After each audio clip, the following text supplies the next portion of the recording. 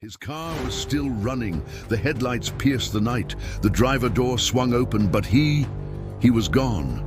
No sign of struggle, no blood, no clues. It was as if he evaporated into thin air. Tonight, we dive deep into one of the most chilling vanishings ever recorded. A case where every lead dissolves into darker questions, where the truth may lie buried beneath years of misdirection, silence, and something much, much deeper. Brandon Swanson was 19 years old when he vanished into the darkness of rural Minnesota. It was May 14th, 2008, just past midnight. He had just wrapped up the semester with a few friends. Nothing wild, just celebrating the small wins of college. He wasn't reckless, no history of partying too hard. He was quiet, thoughtful, one of those kids who sent a text if he'd be 5 minutes late. The kind of son who made you feel like everything was okay, even when it wasn't. Around 2 a.m., he called his parents. Calm voice, said he drove his car into a ditch. No injuries, no panic, just needed a ride home. His dad later said he didn't sound scared, just annoyed, like he made a dumb mistake. They got in the car and followed the directions he gave them. A gravel road near Lind, Minnesota. He said he could see lights in the distance, a town maybe, but when they got there, he wasn't there, and the road he thought he was on, it didn't exist. Not on maps, not in real life, just empty fields and silence.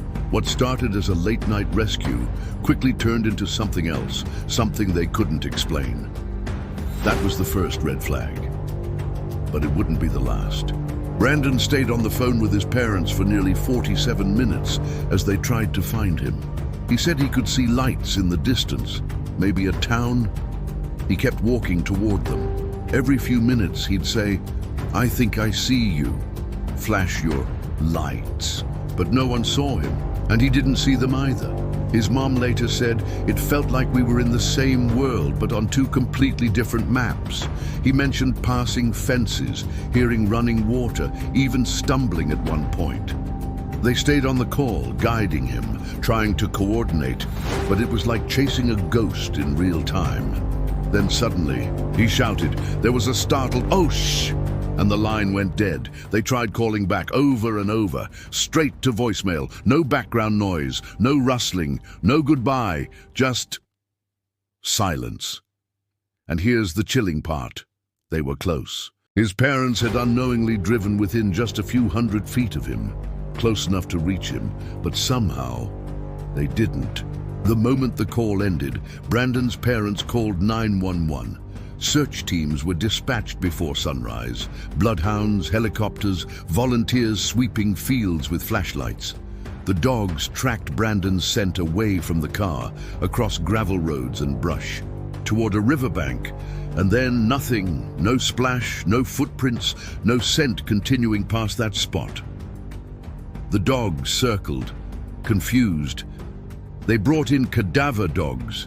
Divers combed the water. Entire sections of the river were drained. Still, nothing. Not a shoe, not a piece of clothing. It was like the earth had swallowed him whole. Authorities assumed the obvious. He must have slipped in. An accident, drowned, end of story, but his parents weren't convinced. Brandon was too sharp, his dad said.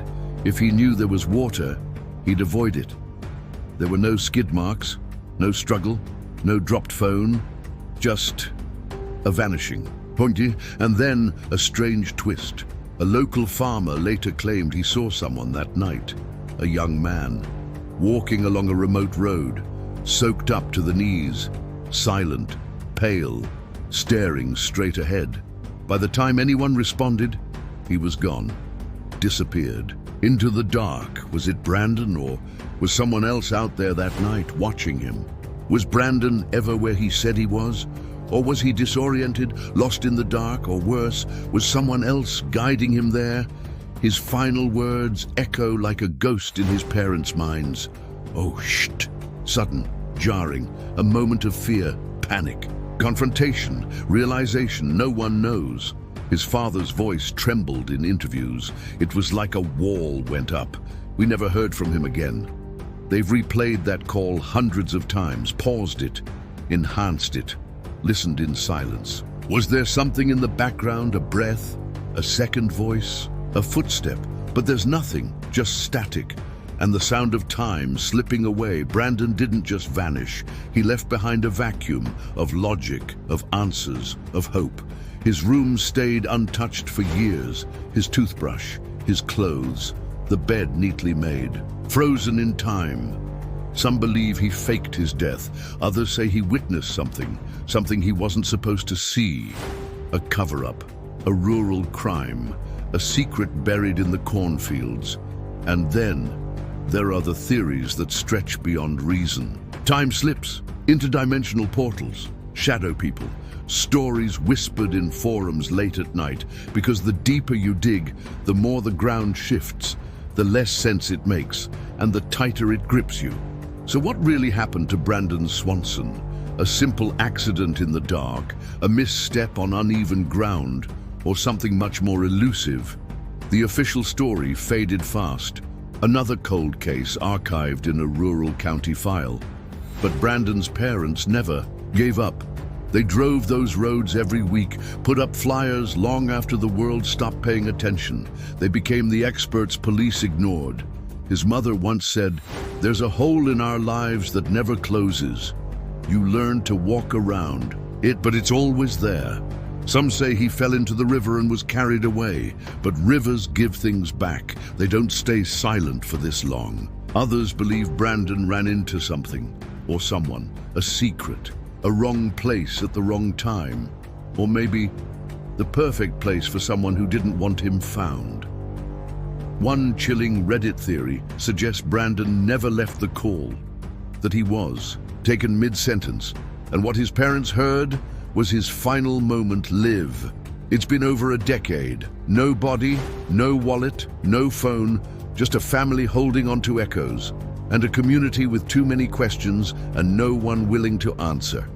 Brandon didn't just vanish, he became a question mark etched into the silence, and the longer it goes unanswered, the louder it echoes. If you're still here, you're not alone. Every year, over 600,000 people vanish without a trace. Most are found, some are explained. But the rest? They become legends, ghosts, warnings. Brandon's story was just one of them. But the next case, it'll make your skin crawl. A man vanishes during a Zoom meeting. 1 second he's there, mid-sentence, laughing at a joke. The next, gone. Not a sound. No commotion, just a frozen screen and a locked apartment door. No signs of housebreaking. No evidence left behind. Not even a goodbye. The footage was real, and authorities still can't explain it. Some say he staged it, others say he was taken from the inside. This is what we do. We don't just ask questions, we chase shadows, and we don't stop until we've stared directly into the dark. So if you're not subscribed yet, fix that. Because the next case drops sooner than you think. And when it does, you'll want to be the first to say, "I saw it before it went viral." This is the Cloaked Cases. And here, every silence hides a scream and every shadow tells a story.